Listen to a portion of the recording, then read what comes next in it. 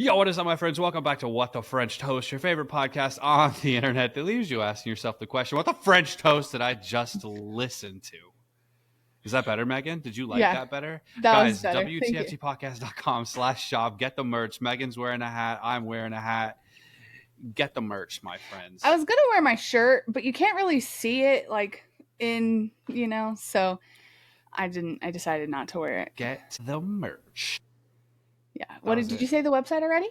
WTFTpodcast.com/shop. Or you could just go to WTFT, the word, god dang it. Slow down. WTFTpodcast.com. WTFTpodcast.com. You don't even have to slash anything. Yeah, that's true. And if you do go and you do slash anything and you decide to buy merch, well, then you can use the code SUMMER25 to get 25% off of your entire purchase until like the end of August. That's what I've decided. So yeah, that's right. It's for the summer. End of August. I think I heard that right. Yes. Okay, I was putting my hat on backwards. All right, Megan, what's your story? Hey, wait a minute. Actually, one of the two of us is in a relationship now. That's true. It's not me. It's me. If you're listening to this, hi. Megan found her soulmate. I don't know about that. Mine is dead. So I'm convinced my soulmate died. But it's certainly not early enough, or it's certainly too early to make any decisions about being soulmates or anything like that. But we like each other and it's cool and it's fun and I think we're having a good time. You think that? You think you're having a good time? I mean, I am having a good time. I'm pretty sure he's having. I'm pretty sure he is. He's very nice. You've never met him. No, but I know enough about him to know that he's very nice. That is very true. Winston doesn't like living here. No, to be fair, it's because he's a demon. Yeah. He's very cute, though. No. All right, you want to hear my story? We talking about Winston or the guy? Winston. Oh. I said Winston doesn't like living here. Yeah, but then you said he's very cute, and we were talking about different things. All right, yeah, the story, Megan. Let's go. All right. So here's a little, summary. Ooh. 2 men dead on a remote hill in Brazil. That started off so quick. They're already dead. Right? They already died. Listen, shut up. I'm just saying, they already died. We're 3 seconds in. 2 men dead on a remote hill in Brazil wearing lead eye masks, no injuries, a cryptic note, and absolutely no explanation. Was it aliens, a spiritual ritual, or something even stranger? Or is this a question? It's just kind of rhetorical, I guess. I think, personally, I think it was aliens and a spiritual ritual. Okay. Have you heard of this before? The lead masks case? No. Cool. We're going to find out about it. All right. So this story takes place there's some Portuguese mixed in here, and I've done my best to get pronunciations and type out phonetically how you say this. But if I mess it up, shut up. You won't know, Skylar, but if somebody who's listening listens to Portuguese or knows Portuguese, then sorry, I speak. All right. It takes place in Niterói, which is near Rio de Janeiro in Brazil, 1966. On the afternoon of August 20th, 1966, a young boy was flying a kite, not a car, flying a kite on the Morro do Vintum, which is Vintum Hill, when he comes across the corpses of 2 men. He reports the bodies to the authorities, who attempt to get there, but struggle to climb the difficult terrain of the hill. Finally, a small group of police and firefighters eventually reached the bodies the day after they were reported. Now, that's also debated. It might have been the same day, but it was just later. Kind of 2 different things there. The 2 bodies were laying next to each other on their backs, not touching or anything, but just next to each other. Each body wore a formal suit, like a business suit, these crude eye masks made out of solid lead, and a raincoat. Or the raincoat was draped over them, not necessarily wearing it. There's no signs of major trauma or evidence of any struggle, just at first glance. Next to the corpses, police found an empty water bottle, a packet containing 2 wet towels, and a small notebook was found as well. The first page had a list of electronic materials and spare parts. The second page said, quote, now this is also translated from Portuguese to English, and so if it doesn't make sense, it's because it doesn't make sense in Portuguese either, the grammar. So, quote, on Sunday, 1 tablet after the meal, Monday, 1 tablet in the morning on an empty stomach, Tuesday, 1 tablet after the meal, Wednesday, 1 tablet before going to bed. The third and most cryptic page, and the one that kind of spurs the whole what the heck is going on here, what the French toast is going on here thing, says, quote, at 16:30, being in the agreed location, 18:30, swallow the capsule after the effect, protect metals, wait for mask signal. So, like I said, this doesn't make sense in Portuguese either, so they were very confused. Eventually, the two men were identified as Manuel Pereira de Cruz and Miguel Jose Viana. They were two electronics technicians from a small town that was several kilometers to the northeast of Rio de Janeiro. The two men had last been seen by their families on August 17th, 1966. They were described as being smart, focused, and the kind of men that you would never expect to like disappear or like something happened to, you know? Mm-hmm. And they had been friends since childhood. After some investigation, they determined that the handwriting in the notebook belongs to Miguel, like it matches Miguel's handwriting. After the investigation, they determined that the handwriting matches Miguel's, and police put together a timeline that kind of seems like a plausible outcome for the events. August 17th, Miguel and Manuel leave their small town. I wrote down a pronunciation for this one, and it's just not going to happen. Point blank. Like, it's just not going to happen. But it's somewhere nearby. You can Google it if you want to know what the name is, because I don't know how to pronounce it. With apparently the stated intent that they needed to purchase some materials for work and or maybe also buy a car, like a used car. They told their family that they would be back the next day, which is kind of weird. Like, you're going to go buy a car and it's going to take you all night. But whatever. Instead of buying materials or a car, they bought a one-way ticket or bus ticket to Niterói. The two men board the bus one way to Niterói, which is over 160 miles away from their small town, and arrive at 2:30 p.m. Evidence shows that they purchased the raincoats at a shop there and 1 bottle of water from a local bar. Upon being interviewed, the waitress from the bar describes Miguel as, and she recognized him from his picture, Miguel as, quote, very nervous, and he was frequently checking his watch. They weren't there for very long, and they didn't have anything with them besides the bottle of water they just bought, 2 towels, the raincoats, and those lead masks. This is the last time they were known to be seen alive. It is presumed that they went directly from the bar to the spot where they were discovered. Okay. So as they're doing their investigation, again, no obvious injuries were discovered at the scene or during the autopsy, but the autopsy actually took place many weeks after their bodies were found. The coroner's office was apparently very busy at the time. And so when the autopsy was finally conducted, the internal organs of both of them were so badly decomposed, they could not do any sort of reliable testing. So because of this delay, they were not able to test for like any toxic, like they weren't able to do a toxicology report, basically. Okay.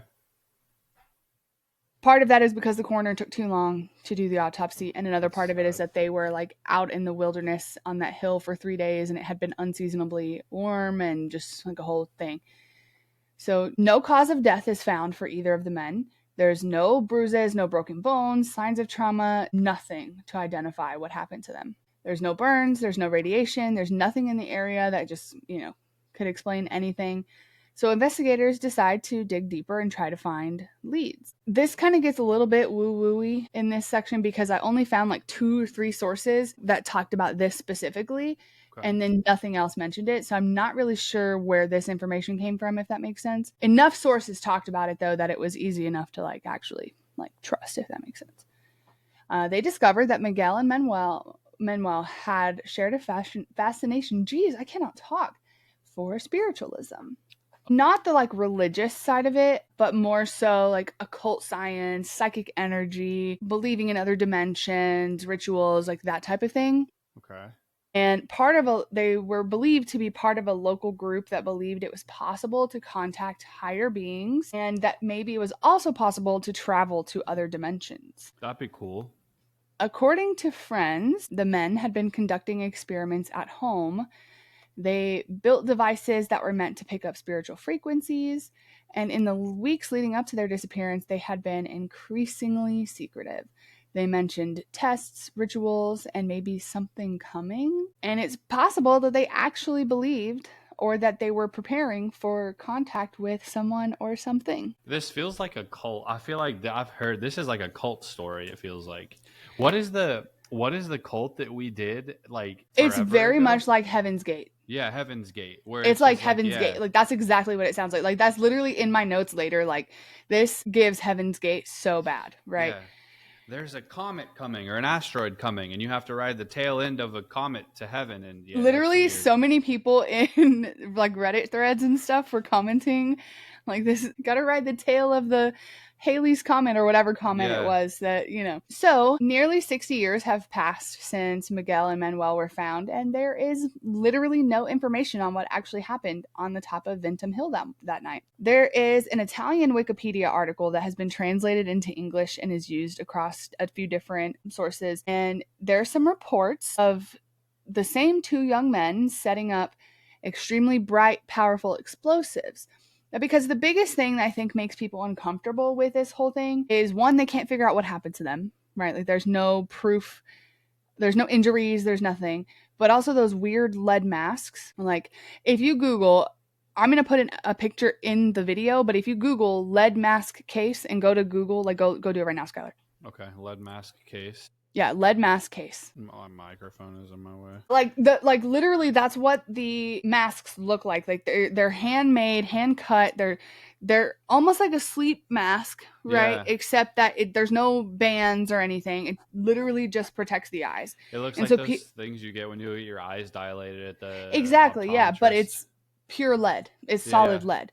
So people are confused by this, and since, like, obviously in the 60s, it was probably really jarring for their families and things like that, for their loved one to have gone missing and then eventually died. But now, since the internet has come out and we're all, like, looking for aliens and looking for conspiracies and all sorts of things, this case is kind of taken off, you know, with conspiracies and things like that, because they're confused. Why would they have these lead masks? That doesn't make sense. Yeah.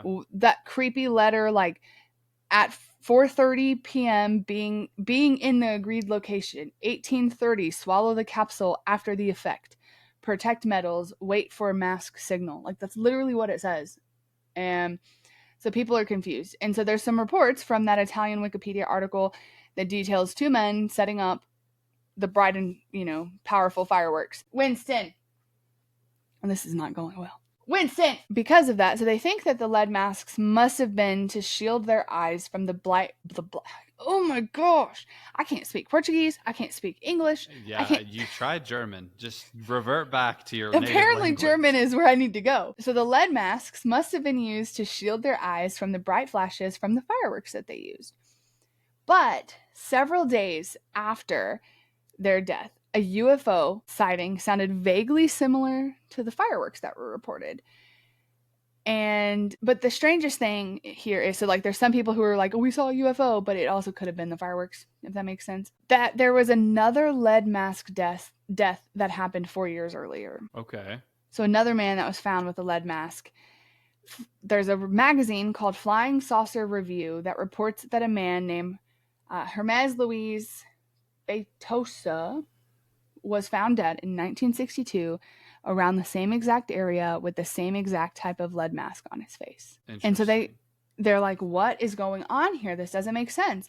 So according to that Italian Wikipedia, there's a quote: investigations had revealed that that the victims had gone to the place with a specific intent to experiment alleged psychic abilities that would have allowed him to pick up radio and television signals without the use of electronic means, but only through the power of the mind. That's odd. So that's kind of where they're going with it, as far as the only explanation is that apparently he must have gone with the intent to allegedly, you know, have psychic abilities. Mm-hmm. But there are multiple theories that have been proposed to explain this case. One, being kind of the most obvious, is that the two friends who have been friends since childhood made a suicide pact.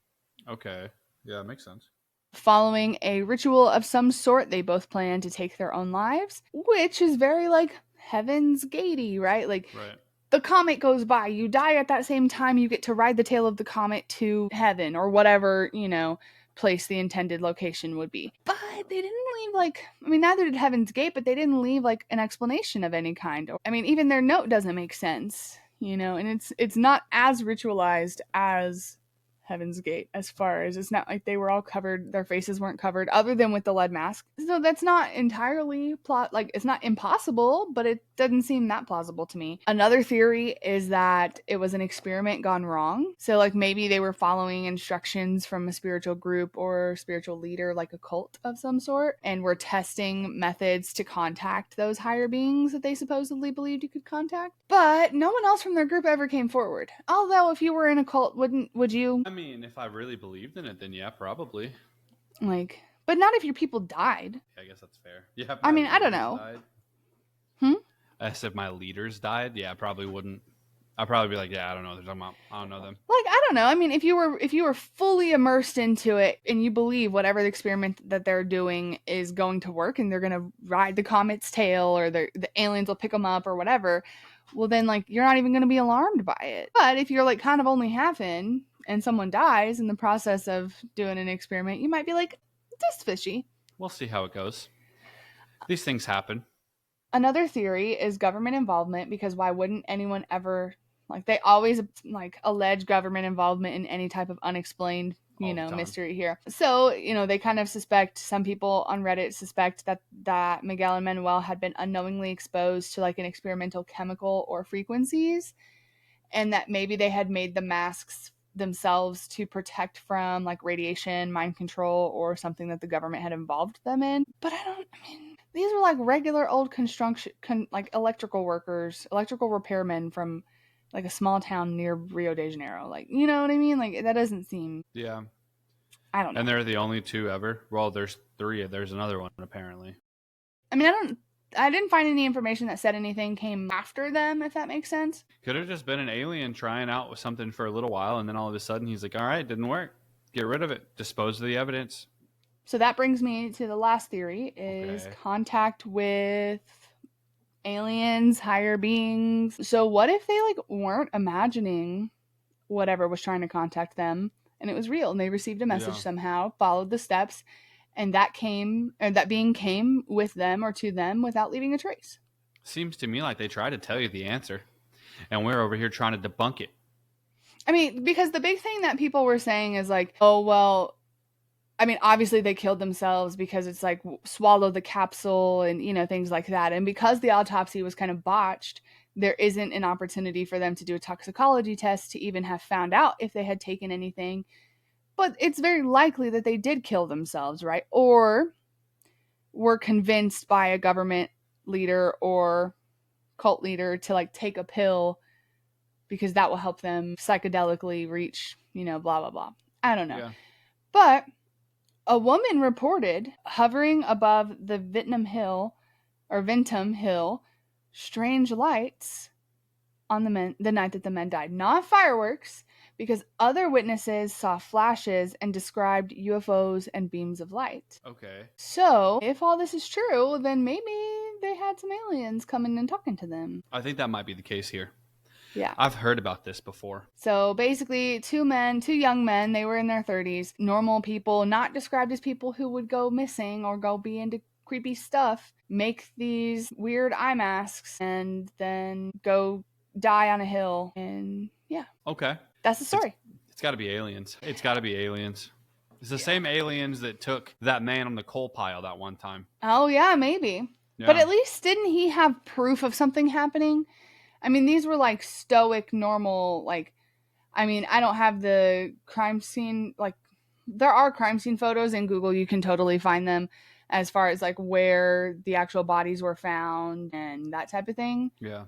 And actually of their bodies like being found, it's pretty peaceful looking. Like, it isn't, you know, I mean, they don't look scared. You can't really see their faces in the pictures that I saw, but, you know, like the guy on the coal mine or the coal hill, he like had a look on his face that made him look like he looked scared. Yeah, he looked terrified.